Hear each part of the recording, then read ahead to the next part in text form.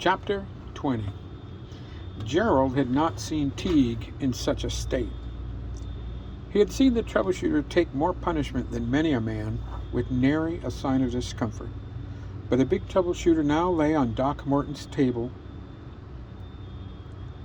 Teague was unconscious and seemingly covered in blood. Like many of his medieval counterparts, the doc was a true barber surgeon. There was even a red, white, and blue pole outside of his office. The big bruiser liked to joke that the doc was there in Bethlehem to deliver the babe in the manger. He looked that old. Doc Morton had been a fixture on the west side of the city for as long as Gerald could remember. Gerald could recall the old doctor delivering his little sister, the one whose Coney had been fond of biting his fingers.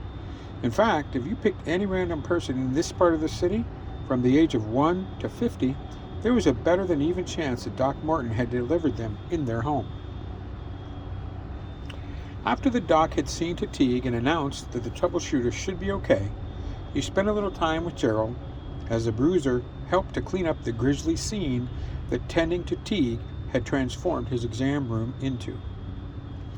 The old healer told Gerald that Teague would have some scars, but that some of the ladies liked that sort of thing.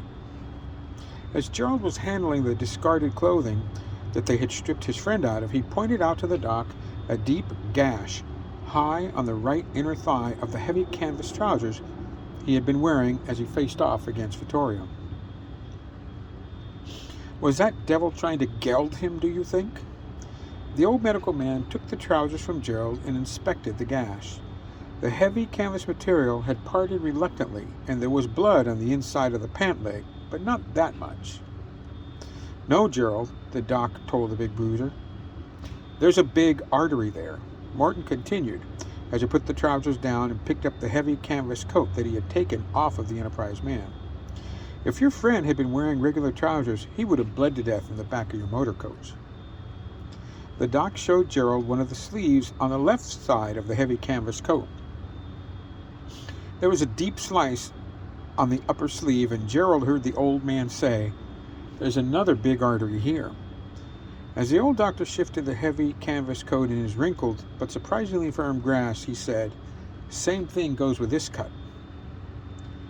Doc Morton showed Gerald the high, thick leather collar that also had a deep gash and was bloody on the inside.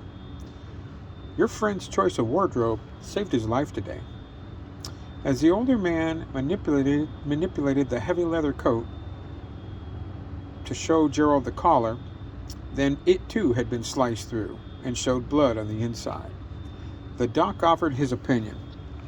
Whoever did this knew exactly what they were doing. Gerald shook his head in the positive because he knew who had done this to his friend, and he shivered with the memory of what that beast had done to him with that same beautiful implement. Doc Morton asked, "Was someone going after your friend with a machete?" Gerald shook his head in the negative. "It were a razor, Doc." It was the doctor's turn to shake his head in the negative. "A razor couldn't do that, son." Gerald shook his head up and down, and the doc pointed at the leather collar and said, "This collar is near a centimeter thick. No razor did this." The big bruiser said nothing. He simply nodded his head up and down in an exaggerated motion. "Well, what happened to the ne'er-do-well?" the doc asked. Gerald told him. "My friend there beat him to death." The Enterprise leader sat on the settee near the window and shared a glass of fine 20-year-old whiskey with the Pixie. In a small, high voice, Pecht told him, "The other whiskey was better, old boy." Penrose sniffed the spirit in its crystal glass and said, "You finished my 30-year-old single malt last night, Pecht." The Pixie grinned and lifted his glass to Penrose. "Quite right," he said, in his near-piping tones. "So you understand now why Gerald is my man?" the Pixie inquired. Penrose nodded and said, "Gerald was a steady part of my enterprise for several years, and I'm loath to see him go." The Pixie had finished his drink and held it out for the Enterprise leader. Penrose left the settee to fill the crystal glass with another drink of whiskey. As he returned to the settee, he told Pecht, "But I don't understand What happened? I know he wouldn't be with us at all if not for you." The pixie nodded and said simply, "Just so." The Enterprise leader asked, "How did you do that, by the way?" Peck sipped his whiskey quickly and asked, "Do you really want to know?" The response he received was yes. "Well, get me another, and I'll tell you." Penrose accepted the offered crystal glass from the small fey gentleman and went to retrieve yet another whiskey for his guest. Once he sat down and handed the glass to the pixie, Penrose listened as Peck explained exactly how he had performed what most, if not all, would consider a miracle. After all, Gerald had been killed by the Italian in that back room of Otomosibo. The explanation took nearly 5 minutes, and fully a third of those minutes were filled with words that did not exist in any language known to Penrose or to anyone living for that matter. The pixie watched Penrose as he explained what he had done to Gerald and why he had been able to do it. Peck could tell from the Enterprise leader's expression that he did seem to understand some of the explanation, which surprised the pixie. He could see the confusion on the man's face through much of it, and even pain during some of it. In his small voice, the pixie finished with, "So that's how I did it." At this, Penrose took a deep breath and tossed back the rest of his whiskey.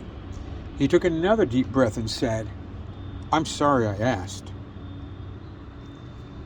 The plain-looking Mediterranean man told his boss, "Signora, it was taken care of." Sophia De Luca nodded slightly as her man spoke to her in Italian.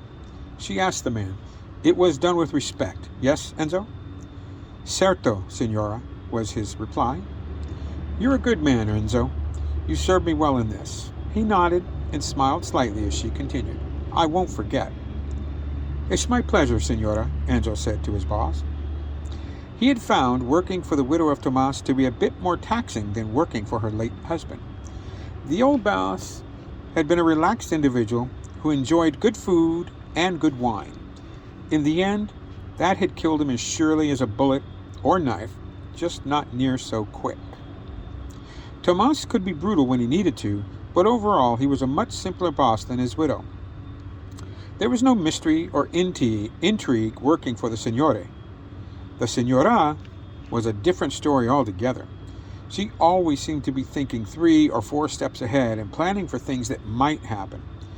Enzo had gone to the Signora when he was approached by the late enforcer. Make no mistake, Vittorio had been a fearsome individual. He knew that man had done for dozens of individuals at the behest of their boss. But as much as he dreaded the man, he knew that the Signora was the one to truly fear. He had made the necessary arrangements for the body to be taken care of. Enzo had told the Signora that. What he hadn't told his boss was the condition of her nephew after his encounter with the troubleshooter from the west side. When Enzo had been a young boy in Sicily, he had seen a man who had been run over by a heavy freight wagon. Vittorio's body reminded the plain Mediterranean man of that recollection. He didn't feel that the Signora had to have that particular detail. "Well, that will be all, Enzo," the Signora said to dismiss him. He told her, "Of course, Signora." Enzo continued with, "There's a strange little man waiting to see you." He had seen the man in the small foyer, waiting patiently as Enzo passed by when he came to see the Signora. The man was slight in stature, and Enzo thought he might be English or possibly German.